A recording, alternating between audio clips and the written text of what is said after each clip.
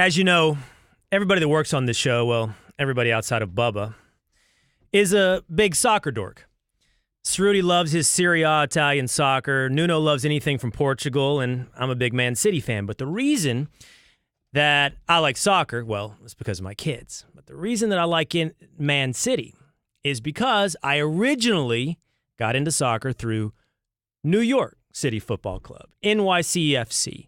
And so that makes me excited right now to have as my guest in studio MLS Commissioner Don Garber on the Cain Show. Thanks for being here, Commissioner. It's great to be here. Well, I didn't know that story. So you became a Premier League fan after you became an MLS fan. I like that. I became a soccer in general fan first because of my children. Because of guys you work with, like Dan Cortamash, I started showing up at NYCFC games, and I liked them. And I'm like, I need a Premier League team as well. Well, Man City owns half of NYCFC. I'm off and running. Yeah. And I like Powder Blue. And it's hard not to like them. Success sort of begets sort of fan following. Well, let's not make it look like I'm a bandwagon fan now. Yeah, I got in a little earlier than that. MLS Commissioner Don Garber here on the Cain Show. Let's start with success. Let's start with something that's really fascinating and unique in the world of sports, and that's the success you guys had with Atlanta United in this past year. It's really amazing. You guys go in, Arthur Blank, owner of the Falcons, owner of Atlanta United, set up a franchise in that town, and Mercedes-Benz Stadium, full of fans, 55,000, I believe, is the number of seat sales for Atlanta United. Just an absolute and utter success. Why? Why did the MLS work so well in Atlanta, and what lessons can you give to other owners from what happened there?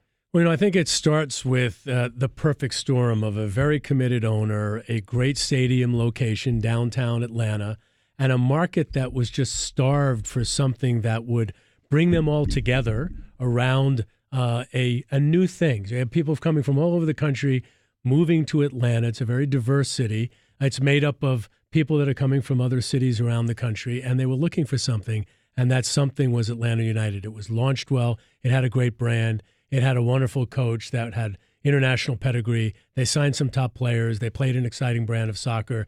And then the first games in Georgia Tech, 55,000 sold out. They move into the new stadium, and they had 7 games over 70,000. It's one of the highest attended teams in the world, or soccer teams in the world. So a lot of things worked right. Arthur Blank's vision was the start. What could other teams learn? You sort of have to have the proper kind of connection between your club and the community, the right stadium. You need to have a right, exciting brand of soccer, and ultimately success doesn't hurt for you, a Man City fan. So no, it doesn't.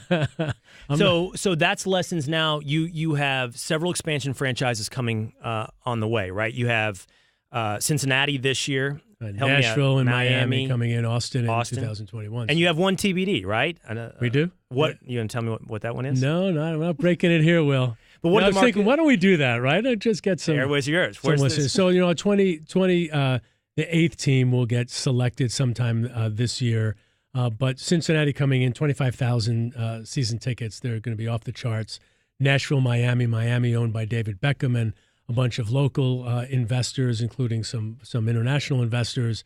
And then Austin, which will be a real exciting club, that comes in 2021. So a lot of growth.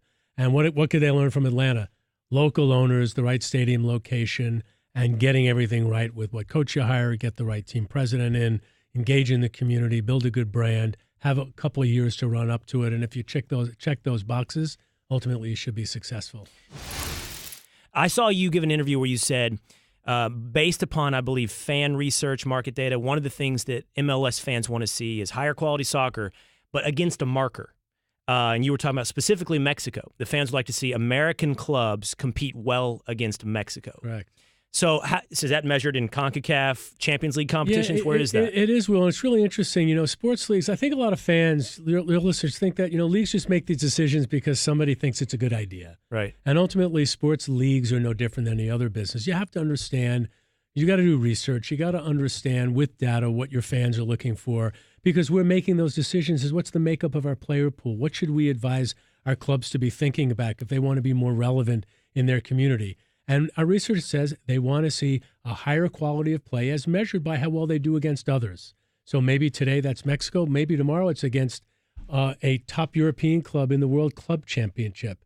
Maybe it's somehow referentially compared to some other measure that fans can say, hey, this league is good enough because it did X on Saturday. And you've got games tonight in CONCACAF Champions League, right? We do. So we'll see how it measures up against the Mexican League. I keep my fingers crossed. Right. I can't watch those games. Get too nervous. Okay.